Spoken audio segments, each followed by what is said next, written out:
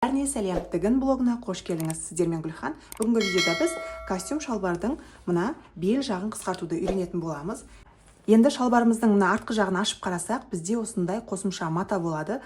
Шалбар бел жағынан тар немесе кең болған кезде осы жерден кеңейтіп тарылтатын боламыз. Белден бастап мына ауызсығына дейін сөгіп аламыз. Осы аралыққа дейін сөксек жеткілікті. Белдікке арналған бөліктерді тастамаймыз. Сөгіп алдық. Содан кейін ине түйреуіштермен қайтадан түйреп қойдық. Енді бізге мына бел жағынан неше сантиметр қысқарту керек, соның жартысын мына жерден сызамыз. Мысалы, маған осы шалбарды 9 сантиметрге белінен қысқарту керек болады. Яғни мен мына бағанағы тігістен, солға қарай соның жартысын сызамын, 4,5 сантиметр. Сізде өзіңізге қажет сантиметрді мына бағанағы сызықтан соның жартысын осылай сызып алып, жаңа сызық жүргіземіз. Жаңа сызықты осылай белгілеп аламыз.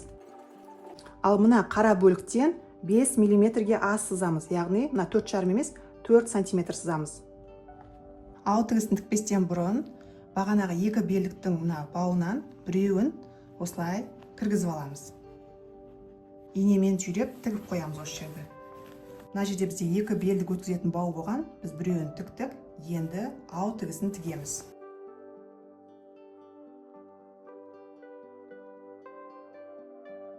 Ау тігісін екі қайтара тігеміз. Енді мына жердегі барлық припусты қиып жібермейміз, кемінде 3 сантиметр қосымша мата қалдыруымыз қажет болады. 3 сантиметр қосымша қалдырып, қалған бөлікті қайшымен қазір қиып тастаймыз.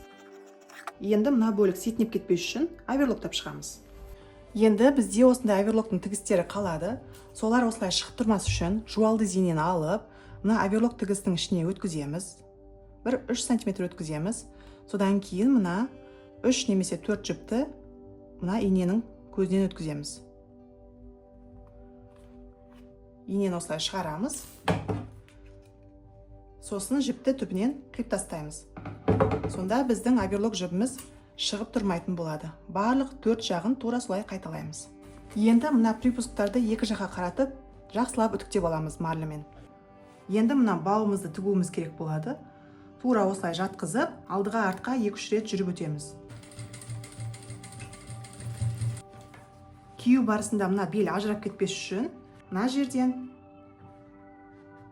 және мына жерден екі жерден тігіс жүргізсек болады. Мінекей шалбарымызға сыртынан да қырын түзулеп үтіктеп алдық. Осымен біздің шалбарымыз дайын. Жақындарыңыздың шалбарын тігіп, тапсырыс тігіп табыс табыңыз. Сіздермен болған Гүлхан. Келесі кездескенше.